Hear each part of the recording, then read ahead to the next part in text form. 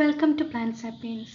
ഇപ്പോൾ കുറച്ച് ദിവസമായിട്ട് ഇച്ചിരി തിരക്കായിരുന്നു, അതുകൊണ്ട് വീഡിയോ ഒരു 2-3 ഡേയ്സ് ഇടാൻ പറ്റിയിട്ടില്ല. സോ എല്ലാവരും ക്ഷമിക്കുക. അപ്പോൾ അതിന് ശേഷം ഞാൻ പിന്നെയും കണ്ടിന്യൂ ചെയ്യാണ്. അപ്പം ഈ ഒരു ക്ലാസ്സിൽ എടുക്കുന്നത് പ്ലാന്റ്സിലെ ലൈഫ് സൈക്കിളാണ് അല്ലേ.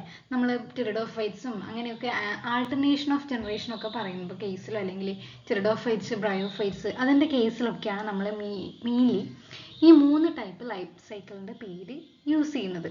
Haplontic, diplontic, haplo diplontic. അപ്പോൾ ഈ 3 എണ്ണം തമ്മിലുള്ള വ്യത്യാസം എന്താണ്, അവ തമ്മിലുള്ള ഡിഫറൻസ് എന്താണെന്നാണ് നോക്കുന്നത്.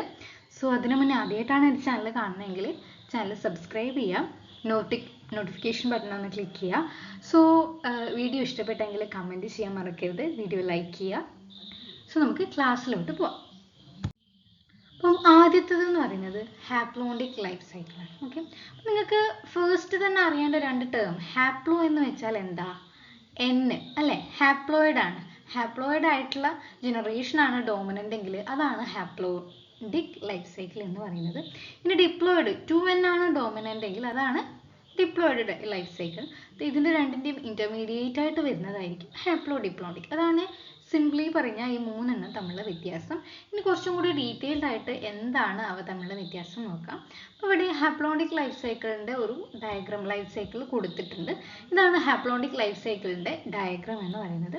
അപ്പോൾ ഇവിടെ ഹാപ്ലോയിഡ് ആയിട്ടുള്ള കണ്ടീഷൻ, അതായത് ഗ്യാമറ്റോഫൈറ്റ് അല്ലേ, ഇവിടെ N എന്ന് റെപ്രസെൻ്റ് ചെയ്തതാണ്, അതാണ് ഹാപ്ലോയിഡ്. ഗ്യാമറ്റോഫൈറ്റ് ആയിരിക്കും എപ്പോഴും ഹാപ്ലോയിഡ്.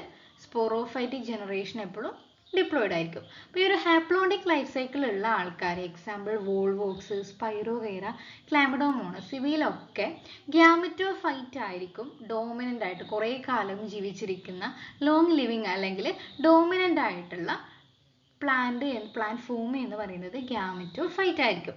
ഇവിടെ സ്പോറോഫൈറ്റിൻ്റെ റെപ്രസെൻറ്റേഷൻ ഓൺലി സൈഗോട്ട് പെട്ടെന്ന് തന്നെ സ്പോസ് മിയോസിസ് നടന്ന് സ്പോസ് ആവും. അധിക കാലം ഇല്ല. ഈ സൈഗോട്ട് എന്ന് പറയുന്നതിൻ്റെ അകത്ത് സ്പോറോഫൈറ്റ് ഉണ്ടാകുന്നില്ല. ഓക്കെ, നേരെ സ്പോസ് ആയിട്ട് ഡെവലപ്പ് ചെയ്യാം. അതുകൊണ്ടാണ് ഈ ഒരു സൈഗോട്ട് മാത്രമാണ് ഇവിടെ സ്പോറോഫൈറ്റിക് ജനറേഷനെ റെപ്രസെൻറ്റ് ചെയ്യുന്നത്. ആണ് sporophytic generation is represented only by the one celled zygote. Zygote എന്ത് ചെയ്യും? അപ്പോൾ അവിടെ വെച്ച് നോക്കാം, നമ്മൾ സൈഗോട്ട് ഉണ്ടായി എന്ന് വിചാരിക്കാം. അപ്പോൾ ഈ സൈഗോട്ടിന് പെട്ടെന്ന് തന്നെ മിയോസിസ് നടന്നിട്ട്, മിയോസിസ് എന്ന് പറയുന്നത് റിഡക്ഷൻ ഡിവിഷനാണ് അല്ലേ. അപ്പോൾ മിയോസിസ് നടന്നിട്ട് സ്പോർ ഉണ്ടാകും. ആ ഉണ്ടാകുന്ന സ്പോർ എന്താ? സ്പോർ എപ്പോഴും എന്താ? ഹാപ്ലോയിഡ് ആയിരിക്കും അല്ലേ. റിഡക്ഷൻ ഡിവിഷൻ നടന്നിട്ട് ഹാപ്ലോയിഡ് സ്പോർ ഉണ്ടായി. ഇവിടെ തൊട്ടാണ് നമ്മുടെ ഗ്യാമറ്റോഫൈറ്റിക് ആയിട്ടുള്ള ഹാപ്ലോണ്ടിക് ഫേസ് തുടങ്ങുന്നത്. അപ്പം സ്പോർസ് മൈറ്റോസിസ് നടക്കും. മൈറ്റോസിസ് എന്ന് പറയുന്നത് ഈക്വൽ ഡിവിഷനാണ്.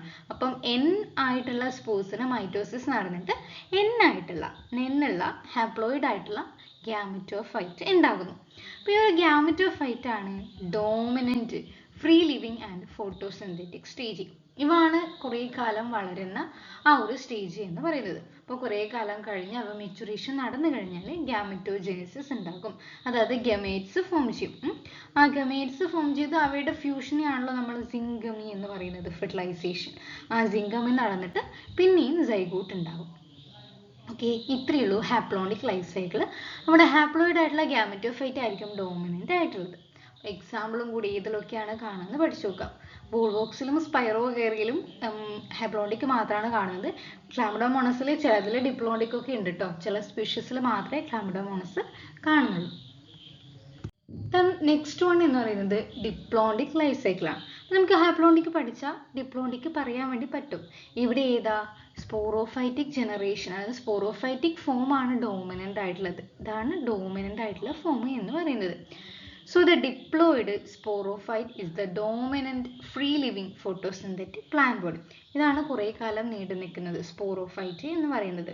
സോ ഈ സ്പോറോഫൈറ്റിന് എന്ത് സംഭവിക്കും? ഗ്യാമറ്റോജെൻസിസ്, സ്പോർസ് ഡെവലപ്മെൻ്റ് ഒക്കെ നടന്ന് ഗ്യാമറ്റോജെൻസിസ്, ഗ്യാമേറ്റ് ഡെവലപ്പ് ചെയ്ത് അവിടെ മിയോസിസ് ആണ് നടക്കുന്നത് അല്ലേ. റിഡക്ഷൻ ഡിവിഷൻ നടന്നിട്ട് ഉണ്ടാകും. പക്ഷേ ഗ്യാമറ്റോഫൈറ്റ് എന്ന് പറയുന്ന ഒരു ഹാപ്ലോയിഡ് ആയിട്ടുള്ള സ്പോർസ് ഇവിടെ ഡെവലപ്പ് ചെയ്തിട്ടുണ്ടെങ്കിൽ ആ ഒരു സ്പോർസ് അല്ലെങ്കിൽ ഗമേറ്റ്സ് മാത്രമാണ് ഇവിടെ റെപ്രസെൻറ്റ് ചെയ്ത ആ ഒരു ഹാപ്ലോയിഡ് ഫോം എന്ന് പറയുന്നത്. ആ സ്പോർസിന് പെട്ടെന്ന് തന്നെ ഫ്യൂഷൻ നടന്നിട്ട് സൈഗോട്ട് ഉണ്ടാകും. അപ്പോൾ ഈ ഒരു സ്പോറോഫൈറ്റിക് സ്റ്റേജ് ആണ് കൂടുതലായിട്ടുള്ളത്. ഇത് എവിടെ എഴുതിയിട്ടുണ്ട്, the gametophyte with a single to few celled haploid body. അപ്പോൾ അവിടെ പെട്ടെന്ന് ഗ്യാമറ്റോജെനിസിസും മിയോസിസ് നടന്ന് ഹാപ്ലോയിഡ് ആയിട്ടുള്ള ഫോം ഉണ്ടാകും. ഇവിടെ ഹാപ്ലോയിഡ് ആയിട്ടുള്ള ഫോം ഉണ്ടാകും, പക്ഷേ കുറച്ചു കാലം പെട്ടെന്ന് തന്നെ അതിന് ഫ്യൂഷൻ നടന്നിട്ട് സൈഗോട്ടായിട്ട് മാറും.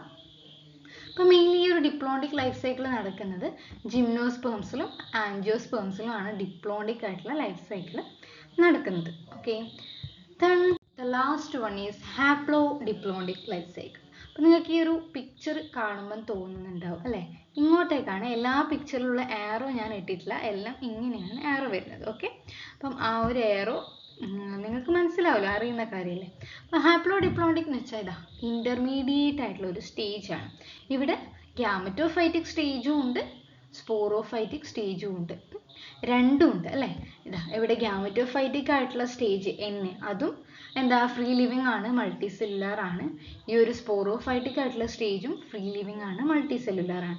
രണ്ടുമുണ്ട്. സൈഗോട്ട് ഉണ്ടായി, ആ സൈഗോട്ടിന് മിയോസിസ് നടന്നു, മിയോസിസ് നടന്നിട്ട് സ്പോർ ഉണ്ടായി. ആ സ്പോർ ഉണ്ടാവുകയാണ് നമ്മളുടെ ഹാപ്ലോയിഡ് ജനറേഷൻ തുടങ്ങുന്നത്, ഗ്യാമറ്റോഫൈറ്റ്. അതിന് മൈറ്റോസിസ് നടന്നു, ഗ്യാമറ്റോഫൈറ്റ് ഉണ്ടായി, ഗെമറ്റോജെനിസിസ് നടന്നു, സിംഗമി. എല്ലാത്തിലും ആ ഒരു സൈക്കിൾ സെയിം ആണല്ലേ. പക്ഷേ എവിടെയാണ് ലോങ്ങിറ്റിവിറ്റി, അതായത് ഗ്യാമറ്റോഫൈറ്റിക് ജനറേഷൻ ആണ് കൂടുതലെങ്കിൽ അത് ഹാപ്ലോഡിക്കും, സ്പോറോഫൈറ്റിക് ആണെങ്കിൽ ഡിപ്ലോണ്ടിക്കും, രണ്ടും ഈക്വൽ ആണെങ്കിൽ ഹാപ്ലോഡിപ്ലോണ്ടിക് ലൈഫ് സൈക്കിൾ.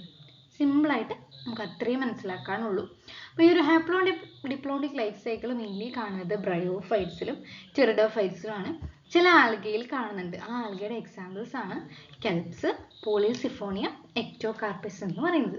സോ ഇതാണ് 3 ടൈപ്പ് ലൈഫ് സൈക്കിൾ എന്ന് പറയുന്നത്. അപ്പോൾ എല്ലാവർക്കും മനസ്സിലായെന്ന് വിചാരിക്കുന്നു. അപ്പോൾ അടുത്ത ക്ലാസ്സുകൾ ഞാൻ എന്തായാലും ഇടുന്നതായിരിക്കും. സോ എല്ലാവരും സബ്സ്ക്രൈബ് ചെയ്യുക. അപ്പോൾ അത്രയേ ഉള്ളൂ. Thank you.